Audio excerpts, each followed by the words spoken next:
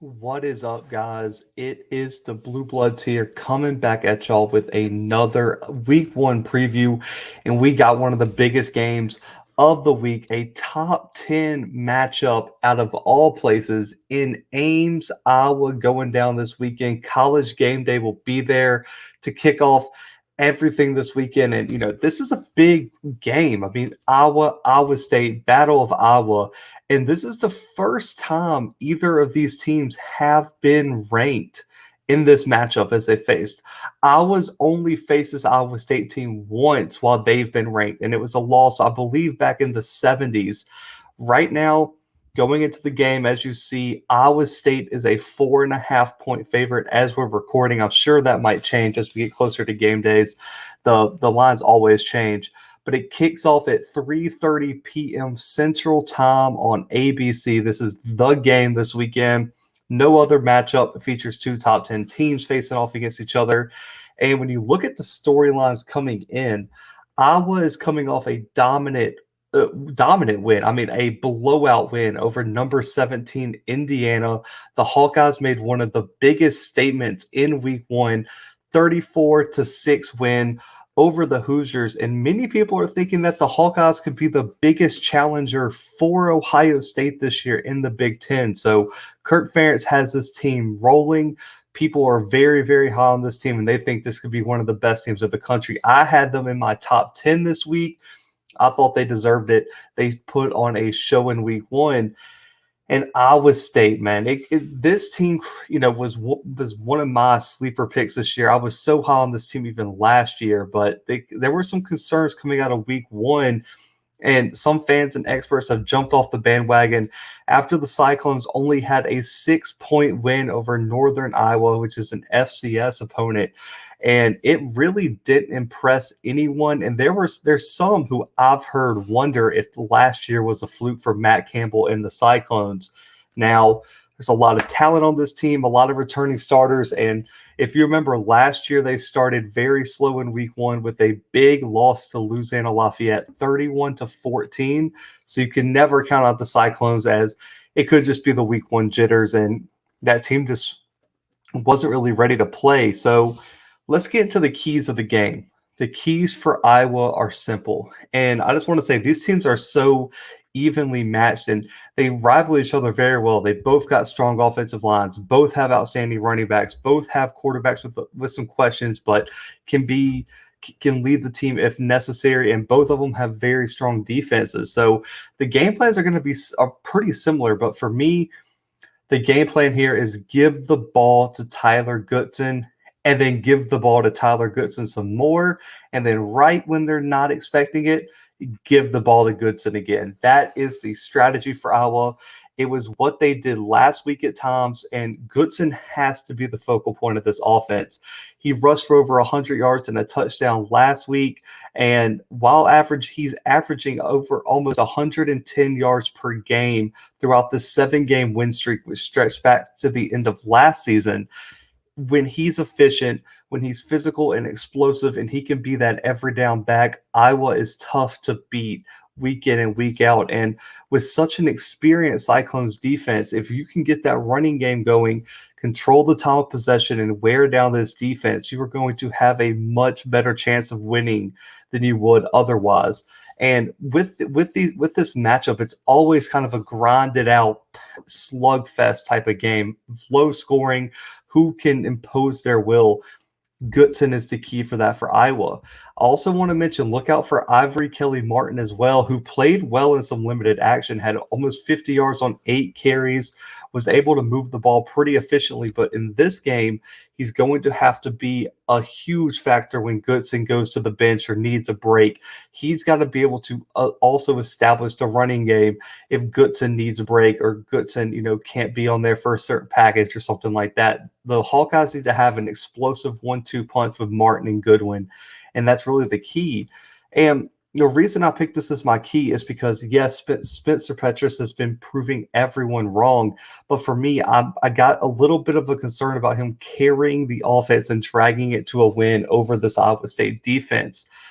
But when you established run like you did last week, you saw he didn't have to play spectacular. But what he did is he played within the offense and he didn't have to force anything, which limited turnovers, in which Indiana could not say the same thing as they turned the ball over all the time last week.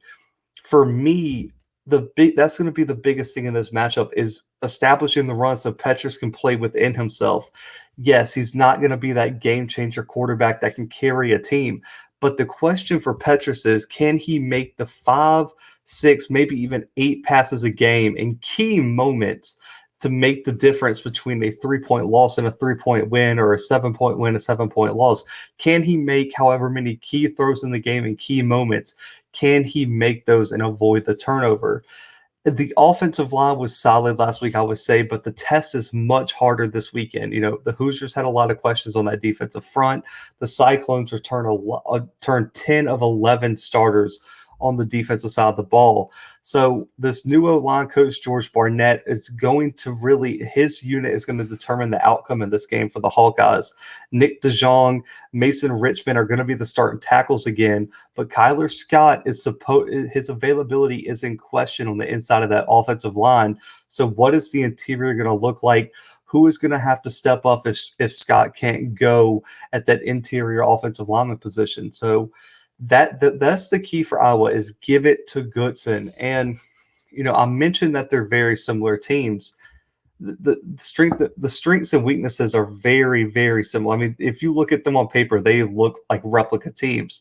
So the strategy should be the exact same for Iowa State. Give the ball to Breece Hall and let him do what he does. That's it. Just give the ball to Breece Hall. That was the formula all last season. So why would you change it? And I understand last week I guess he got off to a kind of a slow start. He was held to 3 yards per carry by this Northern Iowa defense. That cannot happen. He's got to jump up to the 5 to 6 yards per carry that we saw most of last season. I believe he averaged 5.6. He led the FBS in rushing last year and was really the key to the Cyclones making their run. In games where he struggled, the Cyclones struggled. In games where he was dominant, they ran away with it. So he is the key to this offense and will be until he graduates. He has to find his magic. Last season, over 1,500 yards and 21 touchdowns. He's got to be that Breece Hall rather than the guy who struggled to run against a Northern Iowa defense, which is not going to be near what Iowa's bringing into town this weekend. In the same way that I talked about Petrus at Iowa, Brock Purdy has to have the run game open up to establish the passing attack. They have to set up the play action. They have to get the defense to commit into the box and give Purdy and those guys on the outside like Xavier Hutchinson some favorable matchups. I don't think they can just be a pass-heavy team without establishing the run. That is a recipe for disaster for both teams.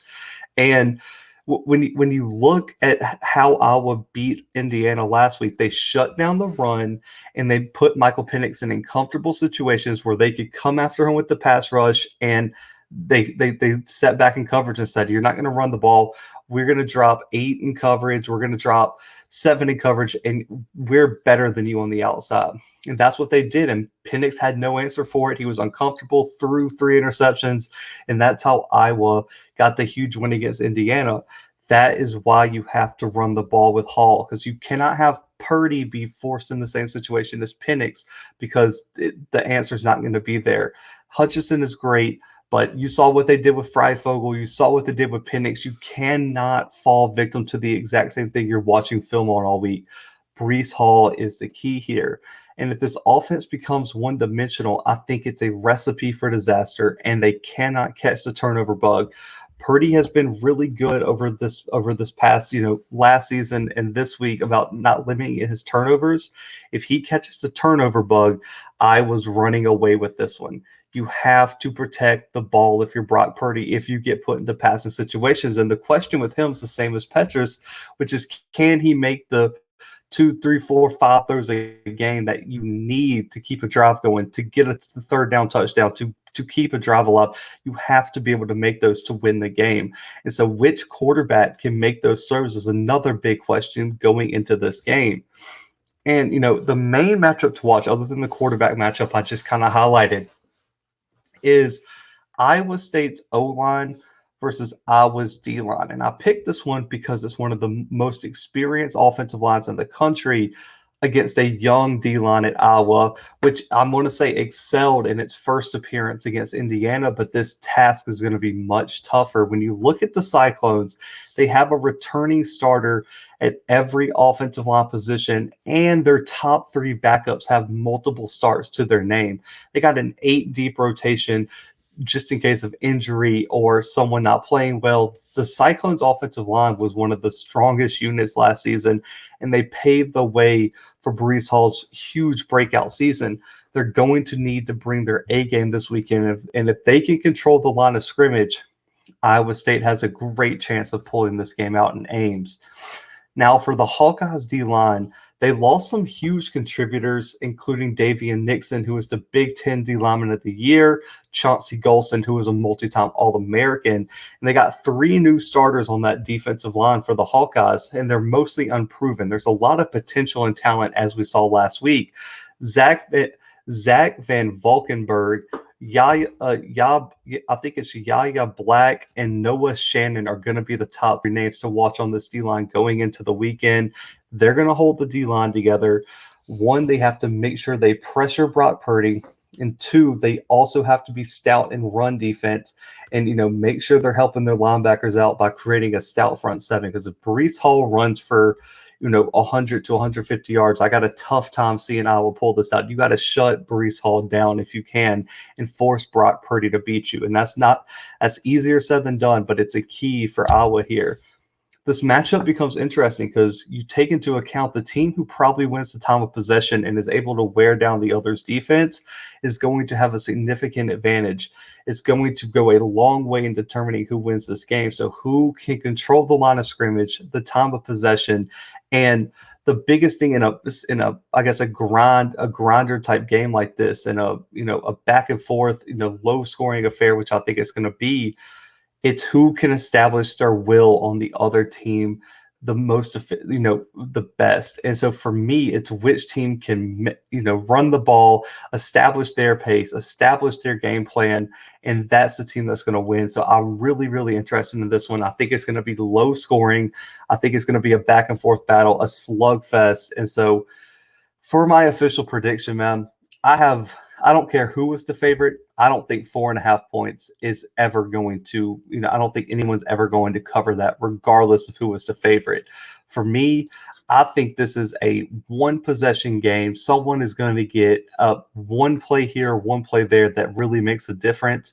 When I look at this matchup, I really just have a feeling Iowa State is going to find a way to do it at home. I'm going to be honest with y'all. If this was in Kinnick, I would pick Iowa every day, twice on Saturday, just because of that environment and the emotion that comes with playing in that stadium. And we've seen them do it time and time again, like we did last week.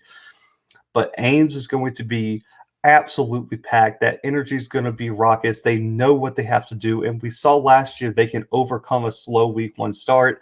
They pull out the win instead of falling to the upset like last year. I think Iowa State gets a close win, guys. I have Iowa State 21, Iowa 20. I think it's going to come down to like a point here, a play here or there. But I got Iowa State 21, Iowa 20. So, guys, if you're new, hit that subscribe button, like the video, man, share it to friends, family, Facebook groups, Twitter groups, anyone who'd be interested in the content.